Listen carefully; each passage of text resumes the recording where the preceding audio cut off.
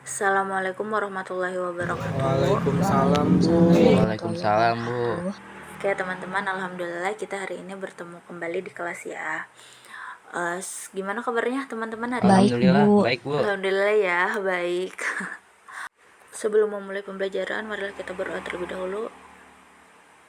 Berdoa selesai. Bu Linda absen dulu ya. Nijar. Hadir Bu. Oke, Meila. Hadir Bu. Oke, Khairul. Hadir Bu. Alhamdulillah ya, hadir semua. Sebelumnya jangan lupa dipersiapkan alat tulisnya. Ada yang tahu gak hari ini kita akan belajar apa? Apa tahu, tuh? Bu. Gak tahu ya. Oke, boleh share screen ya.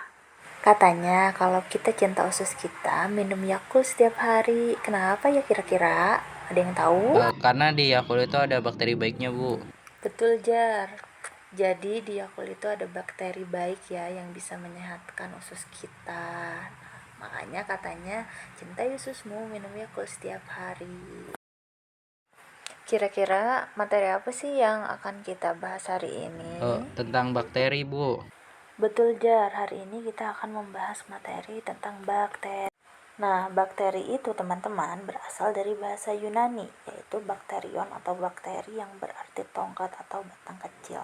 Kenapa sih artinya harus itu? Karena ketika penemuan awal ditemukan banyak bakteri yang berbentuk seperti batang kecil.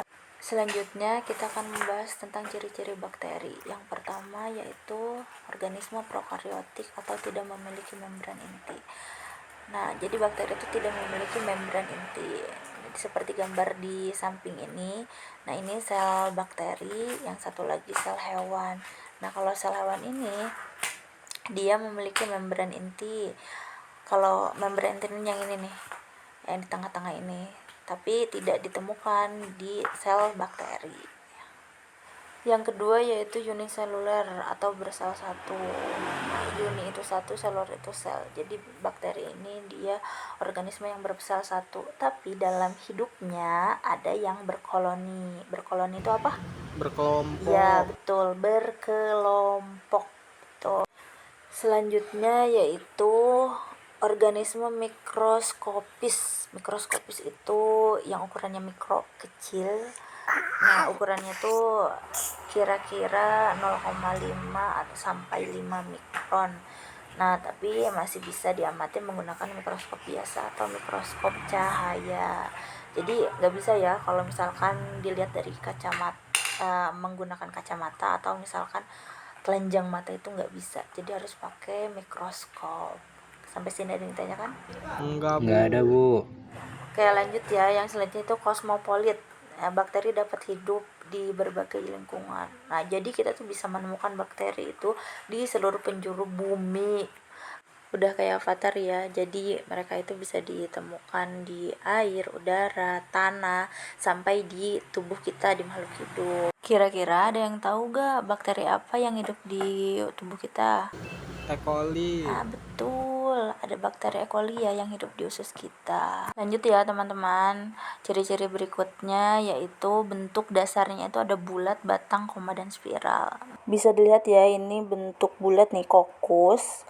Terus ada diplococcus nih, yang dua ini ada diplococcus. Terus ada tetrat ini 4. Terus ada sarkina, ada streptococcus. Terus ini ada yang seperti anggur itu staphylococcus. Nah, ini yang basil atau batang. Nah, ini ada bacillus nih yang satu. Terus ada Diphlobacillus atau Diphlobacilli. Nah, ini 2, dia berkoloni. Terus ini yang kayak rantai itu dia Streptobacilli. Terus yang bawahnya itu ada Palisades ya. Terus ini yang lainnya nih ada Spiralia. Terus ini ada kayak koma ya, Vibrio, kayak gitu teman-teman. Gambar yang tadi dijelaskan itu yaitu bentuk turunan dari bentuk dasar bakteri ya. Ciri selanjutnya yaitu berkembang biak secara seksual dan aseksual. Seksual itu adanya peleburan sel kelamin jantan dan betina dengan cara konjugasi, transduksi, dan transformasi.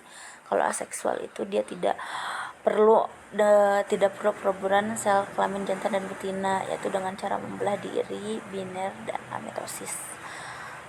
Nah, selanjutnya umumnya heterotrof. Bakteri tidak memiliki klorofil, tapi ada juga bakteri yang autotrof. Dan yang terakhir itu memiliki struktur dasar dimiliki semua bakteri, yaitu ada dinding sel, membran plasma, DNA, dan ribosom. Nah, jadi kan ini struktur dasarnya nih. Nah, kalau misalkan bakterinya itu berbagai jenis, nah nanti dia juga punya struktur tambahan kayak flagella, kapsul, endospora, dan pilus. Nah, jadi disesuaikan ya dengan jenis bakterinya nanti, seperti itu. Sampai sini ada yang ditanyakan teman-teman? Nggak ada, Bu.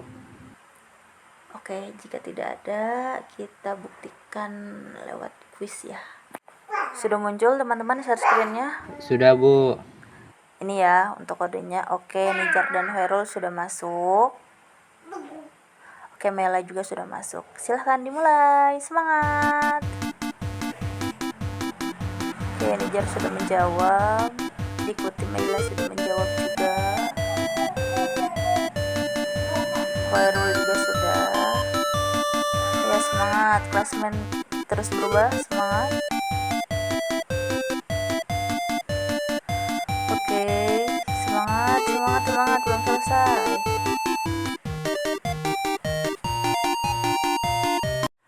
Selamat kepada Nijar. Oke, jangan berkecil hati ya, Mela dan Hoirul, tetap diperbaiki lagi, oke? Dan tetap semangat ya. Sekarang apakah ada yang ingin Kalau ditanyakan? bakteri itu ada berapa jenis, Bu? Oh, oke. Jadi untuk pertanyaan dari Mela itu sebenarnya nanti dijelaskan di pertemuan selanjutnya ya. Jadi bakteri itu ada yang merugikan dan menguntungkan. Nah, salah satu bakteri yang menguntungkan itu yaitu bakteri E. coli yang ada pada usus manusia. Nanti kita bahas lagi di pertemuan selanjutnya ya, agar lebih paham, oke?